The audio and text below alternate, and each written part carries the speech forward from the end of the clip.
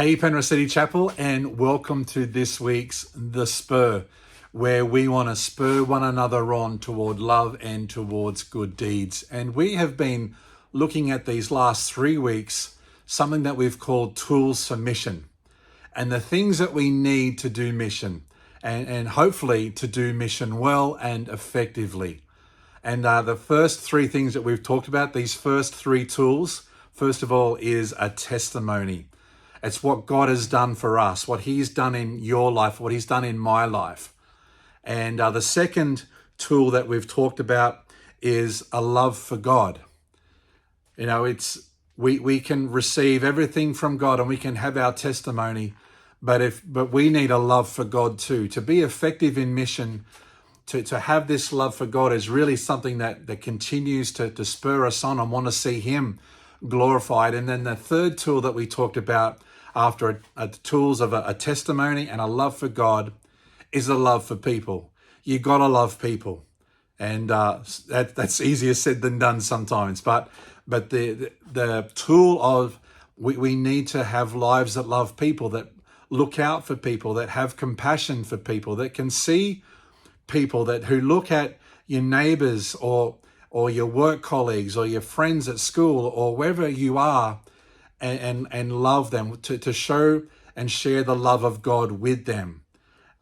That's what we're talking about there with those first 3 tools. But today, the fourth tool, it's not really a what, or a how, or a where, or a when. The fourth tool that we're going to talk about today is actually more of a who. Who do we need to do effective mission?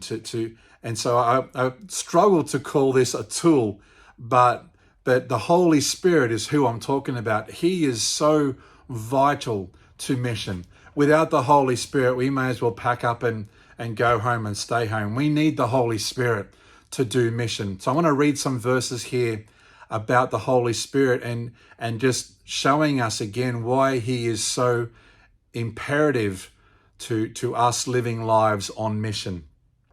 John chapter 16, starting with verse 13. This is Jesus speaking. But when He, talking about the Spirit of truth, the Holy Spirit comes, He will guide you into all the truth. He will not speak on His own. He will speak only what He hears, and He will tell you what is yet to come. He will glorify me, because it is from me that He will receive what He will make known to you. And all that belongs to the Father is mine. That is why I said, the Spirit will receive from me what He will make known to you. In Acts chapter 1, verse 8, a very well-known verse, but where Jesus is again talking to His disciples just before He ascends to heaven, He says this, but you will receive power when the Holy Spirit comes on you. And you will be my witnesses in Jerusalem and in all Judea and Samaria and to the ends of the earth. So when we look at these verses, we see that the Holy Spirit is the one who empowers us. He's the one who leads us. He's the one who speaks to us. As Christians, we have received Him. We have relational connection to Him. We are filled with Him. We depend on Him. We are directed by Him, and we are equipped and empowered through Him. And if we keep the Holy Spirit at arm's length, and if we don't listen to His voice, and if we're not directed by Him, then a lot of the things that we're wanting to see happen in the area of mission and people coming to know Christ, it's going to be very, very slow going. It's going to be very exhausting, because we're trying to convince and trying to do things that the Holy Spirit can do so easily and so amazingly.